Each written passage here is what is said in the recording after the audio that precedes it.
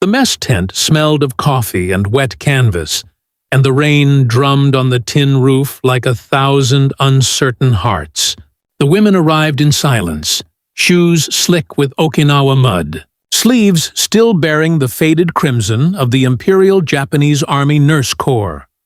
They had been told they were prisoners, then told they were safe, and the two statements sat beside each other like strangers on a crowded train. Inside, American soldiers and women in khaki uniforms, their hair tucked neat beneath garrison caps, sat shoulder to shoulder at long wooden tables, laughing softly, spoons tapping enamel cups, a democracy of hunger. One of the nurses, Lieutenant Aiko Tanaka, stopped as if struck. Men and women ate together here, not in separate quarters, not hidden behind screens. No one looked away in embarrassment. No one barked. An American sergeant slid a tray toward her with a small, unforced smile and a single word in careful Japanese. Dozo. Please. It was nothing. It was everything. In a war that had taught people to reduce each other to targets and flags, this simple mess hall bumped the world an inch off its axis. Fatigue lifted for a heartbeat. Steam rose from rice and stew. Somewhere far away the Pacific breathed in and out, and a myth exhaled. If this moment catches you by the sleeve, linger with us. Like, share, and subscribe so stories like this, small human shocks inside great collisions, can travel further than any one tent, any one shoreline. It keeps this convoy moving. The sea had gone gray with surrender, the kind of color that happens when the sky gives up pretending to be blue. Along the shattered edge of Okinawa, the last field hospital of the Imperial Japanese Army stood half-swallowed by salt wind and ash. Bandages hung stiff on lines like prayer flags no one believed in anymore. Inside, the nurses moved as they always had. Measured, silent, obedient, because habit outlives hope. Lieutenant Aiko Tanaka rinsed a metal tray in iodine water that had turned the shade of rust. Her hands didn't shake. They never had. The war had taught her to fold fear into precision. But when the door flap lifted and an American helmet filled the frame, her breath caught, not from terror, but from the disorienting gentleness of the voice that followed. "We're here to evacuate the wounded," the soldier said, his Japanese broken but careful, like porcelain handled with both hands. No one moved. For years they had been told what would happen. Capture meant defilement, torture, death. Yet here stood a man offering safety instead of a weapon. He wasn't clean. Mud caked his boots, and his face was gaunt from fighting. But the way he waited told her something fundamental had shifted. The empire had ended, but the world had not. Aiko glanced at Sister Emi Sato, whose mouth trembled around a question she couldn't form. The silence stretched until a medic entered behind the soldier carrying a tin basin and gestured toward a bandaged leg. The instinct to tend outweighed everything else. Aiko moved first, kneeling beside the wounded man. Her hands steady again, her pulse an unsteady echo of a truth she didn't yet trust. She was being treated as necessary, not as defeated. The evacuation began at dawn. Trucks groaned up the slope, their tarps stamped with white stars that had once meant annihilation. The air smelled of diesel and disinfectant, a new vocabulary of occupation. The women were separated from the soldiers but not struck. No one shouted. Each prisoner was tagged with a card bearing a number and a name. The precision of it felt foreign, almost courteous. A Nisei interpreter, Staff Sergeant Daniel Hayashi, read the names aloud, his accent soft, his face an unsettling mirror of their own. He looked Japanese enough to be kin, yet his uniform carried the enemy's insignia. When his eyes met Aiko's, she felt the ground tilt again. "You're safe now," he said in perfect Tokyo dialect. "Please, come this way." The phrase landed like an invitation rather than an order. The camp stood beyond a ridge where the cicadas screamed so loudly they sounded like static. Rows of olive tents flapped in the humid wind, each marked with a white stencil. Medical, supply, mess. The women were given bunks, thin blankets, soap wrapped in wax paper. Aiko turned the bar over in her palm. It smelled faintly of almonds. Soap was luxury. Cleanliness had been rationed to myth. Around her, the nurses stared at the small rectangles as if they might vanish. When the first bell rang for meal call, most hesitated. "Prisoners eat last," Emmy murmured, though no one had said so. The guards motioned them forward anyway, pointing toward the largest tent where laughter drifted through canvas. Inside, the air shimmered with heat and unfamiliar ease. Soldiers and women in khaki, the Women's Army Corps, someone whispered, sat at long tables sharing trays of rice, bread, stew. The scent of coffee mixed with the faint sweetness of canned fruit. Aiko stopped at the threshold, men and women together, talking, laughing. It violated every law she knew about decorum, about how proximity and propriety built the walls that held civilization in place.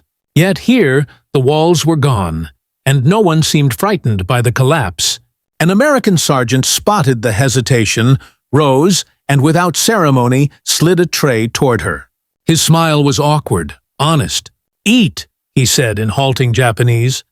Her fingers closed around the tray's edge before her mind agreed to the motion. The spoon was warm from someone else's hand. She sat. Across from her, a WAC captain with freckles and sharp blue eyes stirred her coffee and said something Aiko couldn't understand. But the tone carried no superiority, only conversation. Emmy sat beside her, frozen mid-breath, eyes darting from face to face as if expecting a reprimand that never came. The sound of spoons against enamel filled the silence between languages. It was the first unthreatening noise Aiko had heard in months. When Sergeant Hayashi entered the tent, his presence bridged the gap like a translator even before he spoke. "It's all right," he told them quietly. "Here, everyone eats together. No ranks at the table." The statement rippled through the group, small shock, quiet disbelief. In the empire they had served, hierarchy was bone deep. Eating beside men who were not family, not commanders, bordered on sin. Yet hunger dulls theology.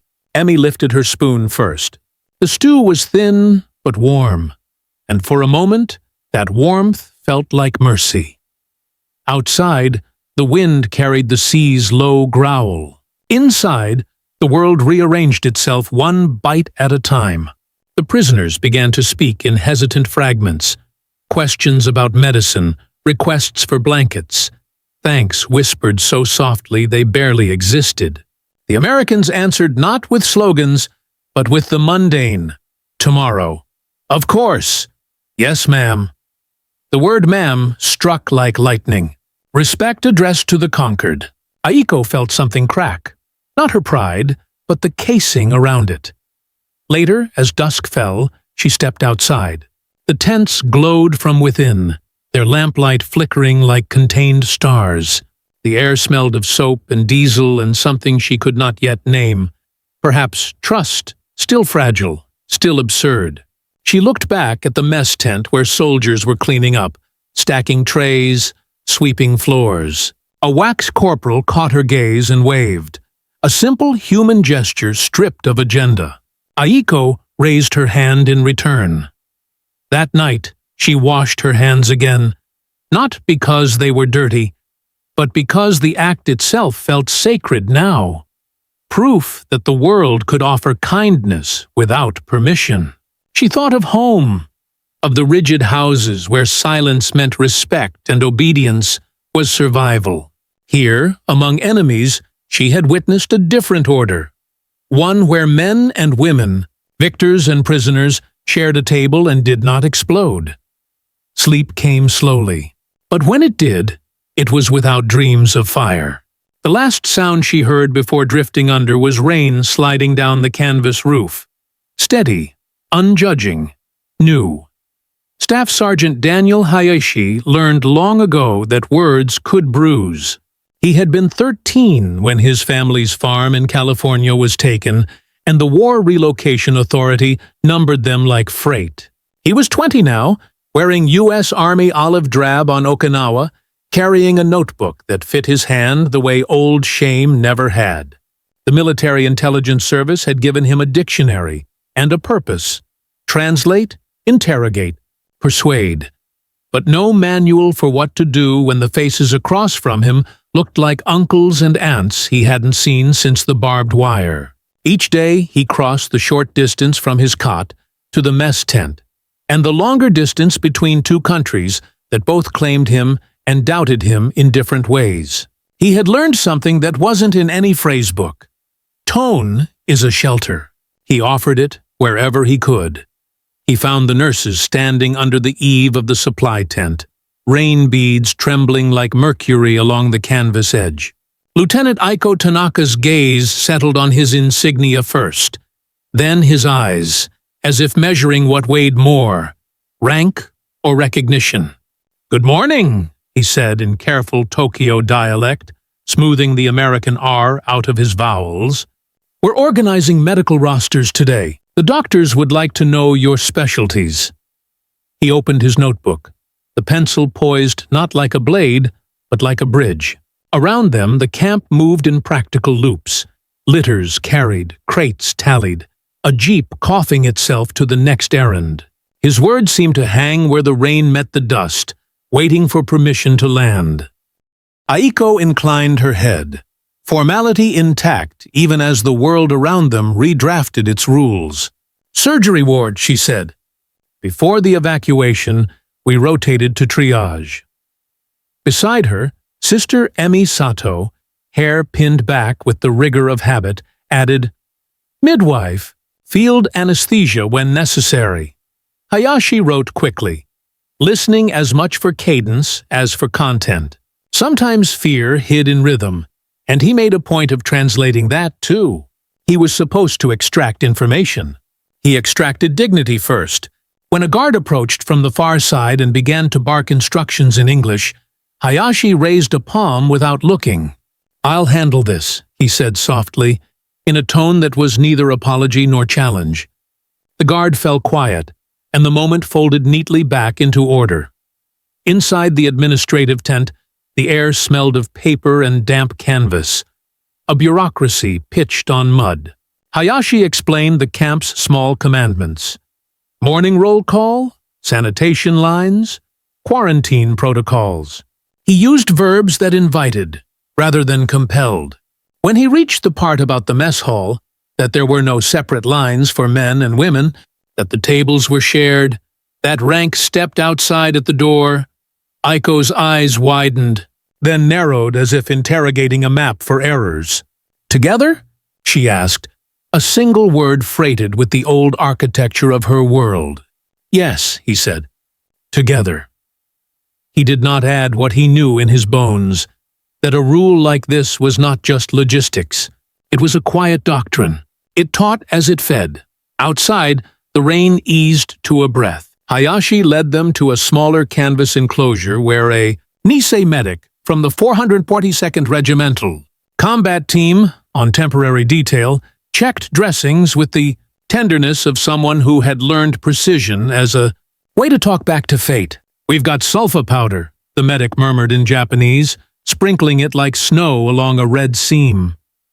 Emi watched his hands with a professional's hunger and an older, complicated ache. The Empire had taught her to locate shame in proximity. The Americans placed usefulness like a coin into her palm, and asked for nothing but its return. Word spread that afternoon that a Kempetai officer, his insignia removed, but posture still iron, had been brought into the interrogation tent. Rumor moved faster than authority, as it always does. Some of the nurses stiffened. Others made themselves small without meaning to. The secret police had lived in their shadows for years, correcting speech, policing whispers, teaching people the price of incorrect thought. Aiko watched Hayashi's jaw set as he was summoned. She saw, for a brief, unguarded instant, the tremor in his breath before he exhaled it into calm. He did not straighten his back like a man bracing for battle. He loosened his shoulders like a man bracing for nuance.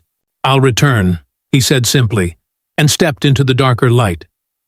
The interrogation tent held the temperature of argument, warmer than the air outside, humid with intent.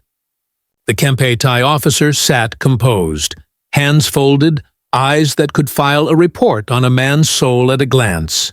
Hayashi set his notebook down and began with tea. Lukewarm, metallic from the pot, poured as if courtesy could dilute suspicion. He asked for unit numbers, supply caches, field hospital locations. Answers came in sanded phrases, nothing sharp enough to grip. So he shifted languages, not from English to Japanese, but from military to human. "Were there children in the caves near the limestone ridge?" he asked, voice low. The officer's eyes flinched. "Not much, but enough." "You know the answer," the man said. Hayashi nodded. "I need to hear you say it." The pencil waited. Outside, a jeep sputtered and quieted, as if the camp itself were listening. When he emerged, hours later, the rain had ended, and the sun pressed its damp hand on everything. He did not announce what he had learned. Intelligence moved by channels, not by sympathy. But his face carried something that was not triumph. Aiko, sitting near the flap with a bowl of rice she had not yet touched, looked up. He met her gaze, and, without breaking rules or revealing secrets, said the only thing he could offer the part of her that still expected humiliation at every turn. "There will be a service tomorrow for the dead found in the ridge caves," he said softly. "You and your staff are welcome. Chaplain O'Keefe asked me to tell you that the prayer will be for all." In Japanese, the phrase "for all" felt like a door held open. That evening, the mess line moved like a single long creature, shedding the day's dust as it went. Aiko and Emmy took their trays and found themselves between a whack corporal who smelled of carbolic and a farm boy private with Kansas in his vowels. The corporal practiced her few Japanese words, "Thank you," "Please," "Good," with the earnesty of someone fitting a new instrument to old music. The private tried konbanwa and overshot the bow. It came out like a hiccup. Laughter rose, the kind that forgives mistakes because it recognizes their courage. Aiko felt an old invisible wall recede another inch. When a sergeant passed behind them collecting empty cups, he said, "Ma'am," without looking to see whom it might wrong. The word did its work in her like medicine. Afterward, Hayashi found a quiet patch of coral near the perimeter and sat with his notebook balanced on his knee. He wrote names he would never publish, Tanaka, Sato, beside notes he would turn into typed reports by morning.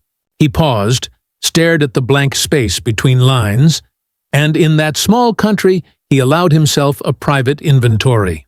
He had translated orders into courtesies, and courtesies into function. He had taken a room designed for leverage and made it, for a moment, a room for truth. He had watched women trained to separate themselves from men sit without implosion at a table with strangers and emerge intact. None of it brought back the boys who had bled out under limestone. All of it mattered anyway. Night thickened. The tents glowed again, their lamplight tender as the throats of candles. Somewhere near the motor pool, a harmonica found a solemn tune and carried it across the dark. Aiko stood at the water barrel, washing her spoon for the second time, not because it needed it, but because the slow circle of her hand felt like a benediction she could give herself. Emmy joined her, and, after a long silence meant to honor what had not been spoken, said, "Tomorrow I will ask the American doctor for ether. I think he will say yes," Aiko nodded. "And I will ask for more soap," she said, and smiled at the audacity of hope made into a shopping list. Beyond the perimeter, the Pacific breathed its endless, indifferent breath. Within the ropes, men and women rehearsed a new choreography, hesitating, correcting, learning. It would not erase the old wars or the next ones. It would, for one meal, one service, one night, insist on something simpler than victory. Neighbors, however temporary, sitting down inside the same weather. The lights dimmed. The camp exhaled. Between two languages that had been trained to distrust each other, a sentence took shape with no grammar at all. "We can share this table without breaking." The sun climbed over Okinawa's ridges like a reluctant witness, painting the camp in soft, colorless light. Morning mess had become routine now, an unthinkable word for prisoners, but routine had a way of finding cracks in any cage. The nurses lined up with the others, their white uniforms replaced by faded U.S. fatigues cut down to size. The air smelled of boiled coffee and disinfectant, two scents that had once meant empire and now meant survival. Aiko Tanaka carried her tray with the calm of someone who had learned that dignity could exist even in borrowed gestures. Across the tent, Sister Emi Sato was laughing, actually laughing, with a whack corporal named Ruth Adams over the proper way to clean a wound. It startled Aiko more than any air raid had. "You talked to her," she murmured, when the corporal approached with a grin. Ruth only shrugged, wiping sweat from her brow. "We're all just trying not to bleed," she said in simple English, and Emi nodded as if she'd been told a secret. The mess tent had become a small country of its own. Each table spoke its own dialect of exhaustion, some in English, some in Japanese, others in a strange hybrid of gestures and shared chores. The Americans were teaching the captured nurses how to use field sterilizers and distribute sulfa powder. In return, the Japanese women taught the Americans how to stretch rations and save gauze. It was barter without words. What began as duty had turned quietly into collaboration. Outside, the sound of hammering marked a new construction. The Americans were building an infirmary out of timber salvaged from wrecked supply crates. Hayashi stood nearby, notebook tucked into his belt, watching Aiko as she coordinated the others. He admired how she worked, efficient, restrained, eyes never missing a detail. She reminded him of the people who had raised him, proud, tired, unable to stop caring no matter how often the world asked them to. When she saw him, she bowed slightly, a habit he had stopped expecting from anyone. "You're writing again," she said, her Japanese clipped, polite. "Reports," he replied. "But some lines aren't for headquarters." Her gaze lingered on him, curious. "Then who are they for?" He smiled faintly, "For the part of me that still needs to make sense of this." That night, the rain returned. It came softly at first, drumming against the tents like fingertips. Inside, the nurses shared their first hot meal without the usual silence. The interpreter sat with them, translating jokes from one side of the table to the other, and for a few breaths, the world lost its sides. When a young private clumsily offered Emi a biscuit, she took it with both hands, bowing slightly. He laughed, embarrassed, and offered another. Laughter rippled through the tent, an impossible sound in a place built from defeat. But not everyone shared in the calm. Near the edge of camp, a group of Japanese soldiers sat apart, their eyes hollow, their posture rigid. They muttered about betrayal, women speaking to men who had invaded their homeland, who had defiled their flag. "They're forgetting who we are," one whispered, glaring toward the mess tent. Hayashi overheard, his Japanese sharp enough to taste the bitterness in it. He didn't intervene. Some wounds were too fresh for translation. He simply noted the words and prayed they would dissolve before they hardened. The next morning brought new orders. The captured medical staff would assist in treating local civilians caught between lines. It was the first time the women had been asked, not forced, to serve again. Aiko accepted, without hesitation. "If there are wounded," she said to Hayashi, "they are still human." The team left camp under gray skies, escorted by American medics. The village lay in ruins, its walls collapsed into heaps of mud and stone. Aiko stepped over broken pottery and photographs half buried in the dirt. She found an old man pinned beneath a fallen beam, his leg twisted. Without waiting for permission, she knelt, calling for a stretcher. The Americans followed her lead. Together they lifted, splinted, soothed. The language of care required no translation. When they returned at dusk, the guards saluted them without irony. Someone handed Aiko a canteen of water. Someone else pressed a towel into her hands. She didn't know which gesture shocked her more, the help or the absence of pity. Later, in the dim of the nurse's tent, she found herself sitting beside Emmy, both women too tired to speak. Rain tapped against the canvas. "Do you think it's wrong?" Emmy whispered. "To be grateful?" Aiko didn't answer right away. She thought of the old man's trembling hand, of Hayashi's quiet voice when he said please, of the wak who laughed with her friend, as if laughter itself were a kind of truce. "No," she said at last. "I think it's what makes us still human."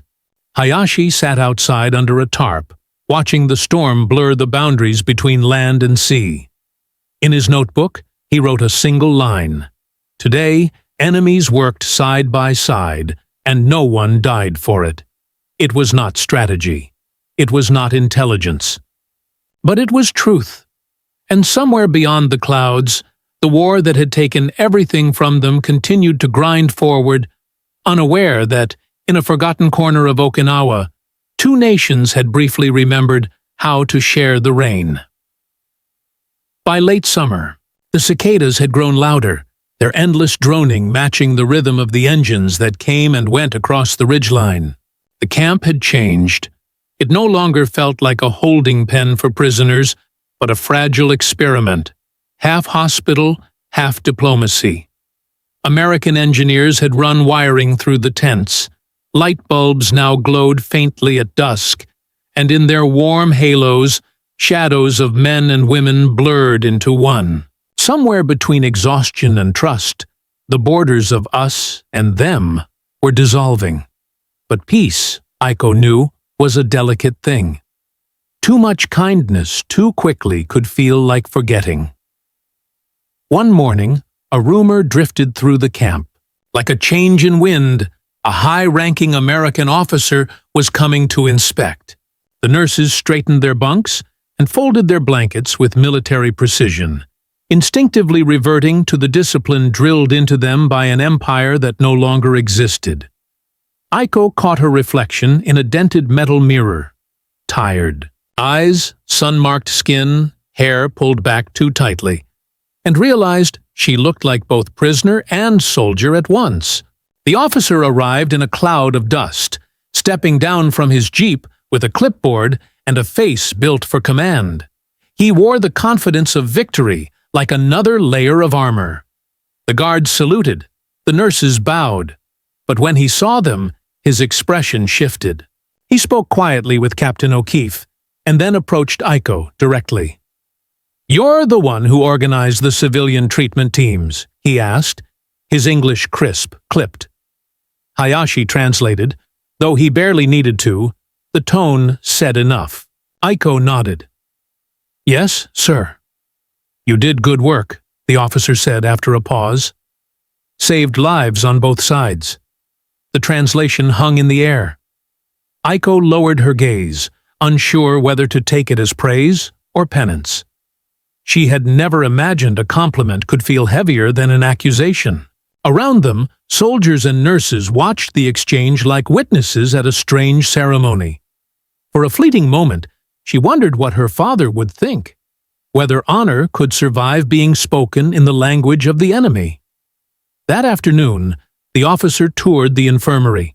He watched Japanese nurses and American medics working shoulder to shoulder, their motions seamless despite the gulf of culture between them. When he left, he told O'Keefe quietly, "If we can build this here, maybe we can build something after." The words rippled through the camp. After. It was the first time anyone had said it aloud. Days bled into each other. The monsoon rains came heavy, turning paths to rivers. Food was rationed tighter. Yet, somehow, no one starved.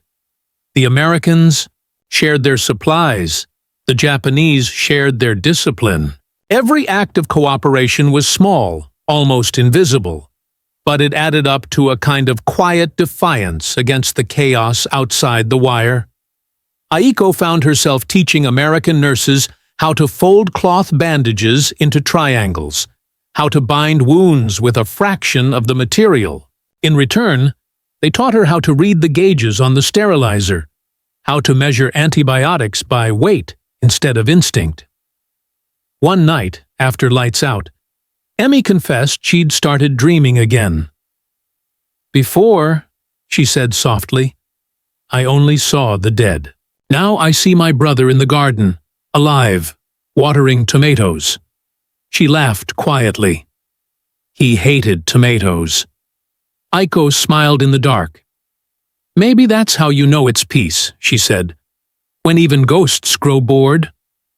Outside, near the perimeter fence, Hayashi stood with O'Keefe and Ruth Adams. They spoke in low tones about the prisoners' morale, about the reports heading to Tokyo Bay, where surrender was being negotiated.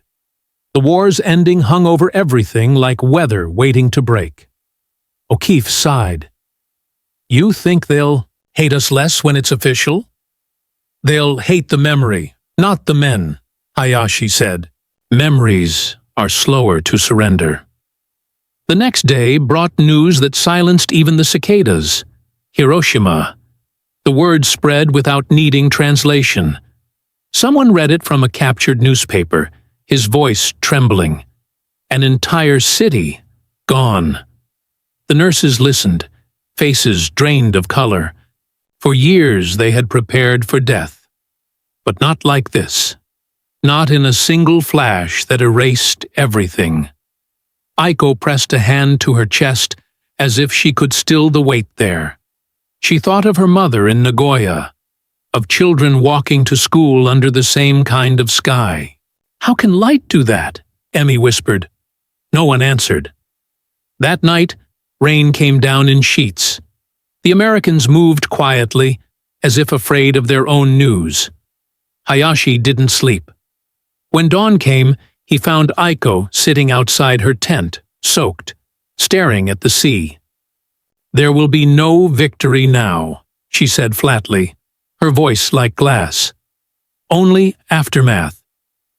He wanted to say something, anything that would bridge the abyss between them. Instead, he sat beside her. They watched the sky brighten from ash to pearl. The air smelled of salt and smoke. "You should hate us," she said after a long silence. "I already did," he replied. "Once. It didn't help anyone." She looked at him then. Really looked, as if seeing the scar tissue beneath his uniform. "And now?" "Now I translate," he said quietly. "It's all I know how to do." For a moment, they were just two people waiting for the world to stop burning. When the second bomb fell, the camp went completely still.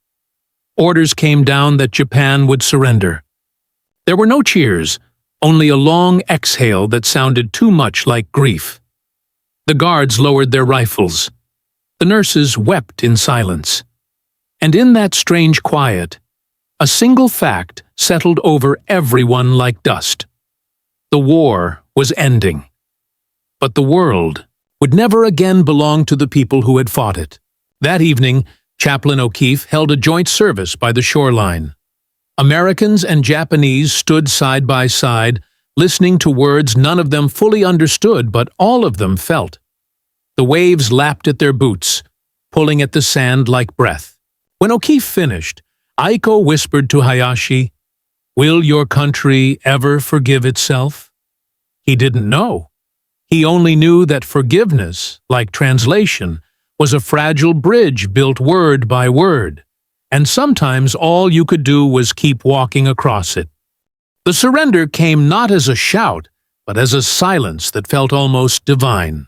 One humid morning in August, the camp loudspeaker crackled to life with an American sergeant's voice, flat and trembling beneath its authority. "Japan has accepted unconditional surrender. The war is over." For a moment, No one moved. Even the insects stopped their endless buzz.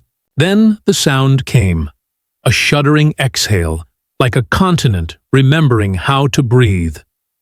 Aiko Tanaka stood in the shade of the infirmary tent, her hands still wrapped around a tray of surgical instruments. The word "over" echoed in her head, too vast to fit inside a single thought. Over. Yet her hands still trembled from habit. The war had lived in her for so long that she didn't know how to imagine herself without it. Nearby, Sergeant Daniel Hayashi was translating the announcement for the Japanese prisoners, his voice careful, almost reverent. He chose each word as though language itself might break under the weight of history. "The fighting has stopped," he said finally. "You will be sent home." But even as he spoke, his eyes searched the crowd, faces stunned, tearless, expressionless. He knew that home was now only a rumor. That night, the camp became something else. Neither victory nor defeat, but the strange, fragile space in between. Fires burned low in oil drums, casting slow-moving shadows across the canvas walls. From one corner came the distant hum of a harmonica. From another, the low murmur of prayer. Men who had once aimed rifles at each other now shared cigarettes, wordless and hollowed. And in the middle of it all, the nurses moved among them like ghosts in borrowed uniforms, tending wounds that would never scar clean. Aiko sat beside the sea, knees pulled close, the air heavy with salt and memory. She could see the faint glow of distant ships, American transports waiting to carry the living home and the dead into story. Hayashi found her there, carrying a small tin box. Inside were pencils, paper, a folded American flag, and one bar of soap still wrapped in brown paper. He placed it between them without speaking. "I kept one," he said after a long silence. "From the first day you arrived. You said you'd never seen one that wasn't rationed or gray." Aiko's lips parted. "You remembered. I remember everything," Hayashi said. "It's both a gift and a punishment." They sat there listening to the tide, to the sound of a world trying to learn how to exist again. The moon caught in the wet sand, turning the ground to liquid silver. "Do you think it will matter?" she asked quietly. "All this kindness between enemies?" He considered before answering. "Maybe not in speeches, maybe not in history books, but someone will remember the way we shared a table, the way we didn't break." A breeze swept through, carrying the smell of the jungle and the faint sweetness of rotting fruit.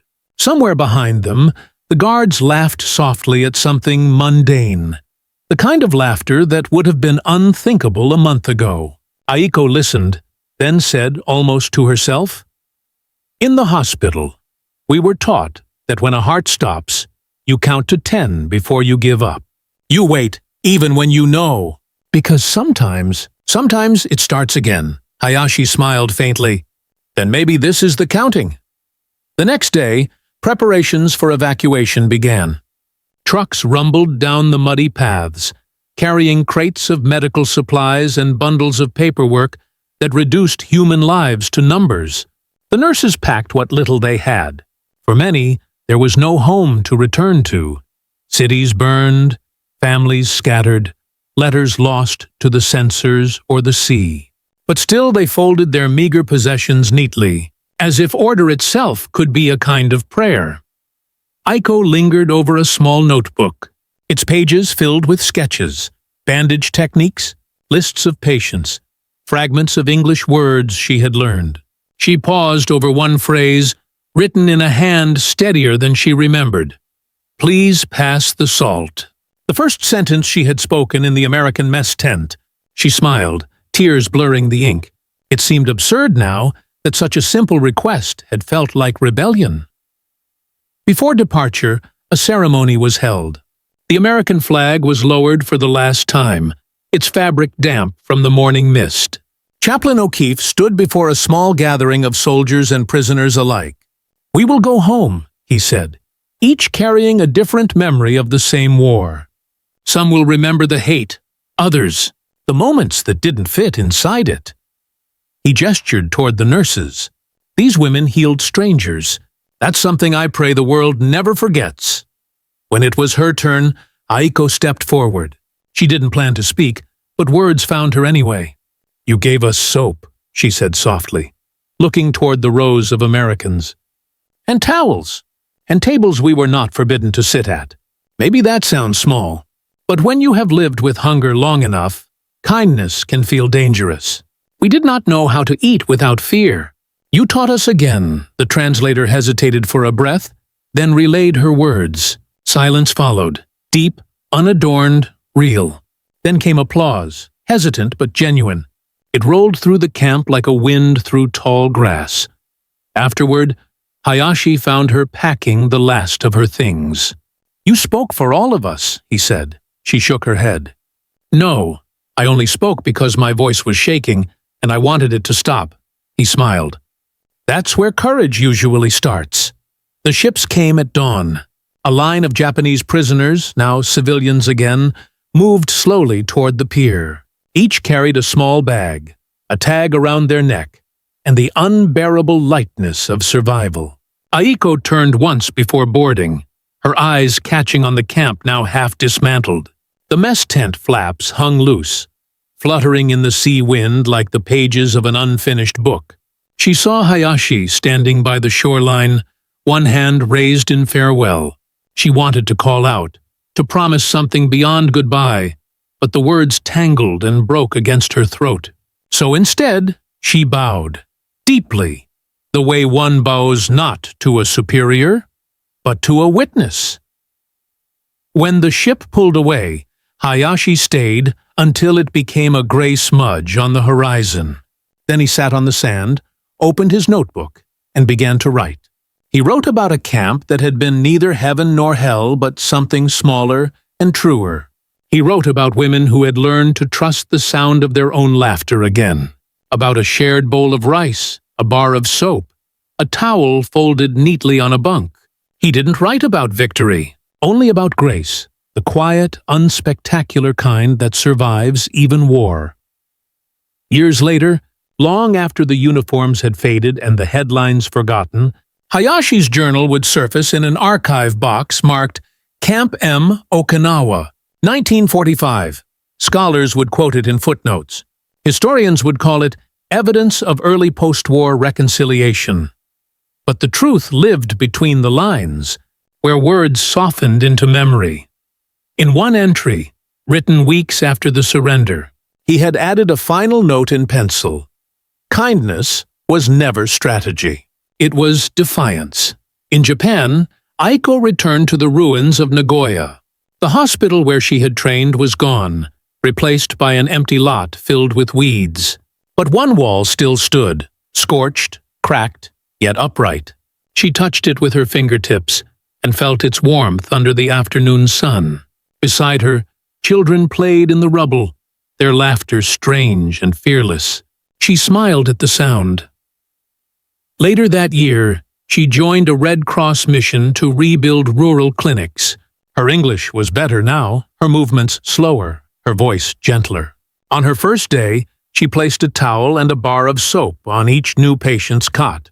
No one understood the significance, but she did. It was her offering, a ritual to remind herself that even in ruin, there could be beginnings. Decades passed. The world remade itself with new wars, new treaties, new walls. The Okinawa camp vanished beneath warehouses and roads. But every so often, a fisherman found something in the sand. A rusted spoon, a scrap of canvas, a fragment of metal stamped U.S. Army Medical. And each time, the sea washed over it until it gleamed faintly, like a relic polished by forgiveness. In her final years, Aiko kept a small box by her bedside. Inside it were only two things: the American soap, now cracked and dry, and a letter she never sent. It was addressed simply, to the interpreter. It read, "You once told me the war would end when we learned to share a table without breaking. I have shared many since. Some were wooden, some stone, some only imagined, but none of them broke. That is what peace feels like. Not loud, not certain, but unbroken. When she died, her family found the letter and buried it beside her, wrapped in cloth. And far across the ocean, in a dusty archive room, a historian opened Hayashi's notebook and read her name aloud. For a moment, two halves of a story, one written in English, one in Japanese, met again in the quiet. And perhaps that is how wars truly end. Not in declarations or treaties, but in the quiet persistence of those who remember that even in the darkest hours, there were moments when strangers called each other human. The waves returned to the shore, indifferent, eternal. And the bar of soap, wrapped in time and silence, still waited in its box, a small, ordinary symbol of the most extraordinary truth born from war. That mercy, once given, never truly fades.